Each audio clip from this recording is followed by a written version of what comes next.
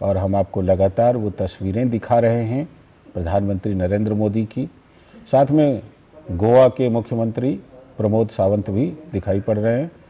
अश्विनी मिश्र हमारे संवाददाता एक बार फिर से हमारे साथ जुड़ गए। अश्विनी, इस मठ में प्रधानमंत्री नरेंद्र मोदी दर्शन पूजन कर रहे हैं। ये मठ की तो बनावट भी, जो इसकी जो वास्तुकला, ये भी तो बहुत ही दिव्य है, जो कि हम देख पा रहे हैं अपने टेलीविजन स्क्रीन पर। आप तो बिल्कुल प्रत्यक्ष देख रहे होंगे। जी, निश्चित तौर से अगर देखें तो ये मठ जो है गौड़ सारस्वत ब्राह्मणों का सबसे अगाध श्रद्धा का केंद्र है। छोटी अयोध्या के रूप में ये जाना जाता है। और जो गोवा की कावी शैली है, जो कावी शैली में जिस तरीके से मठों का निर्माण किया गया है शताब्दियों पहले, 550 वर्ष इस मठ के स्थापना के पूरे हो रहे हैं।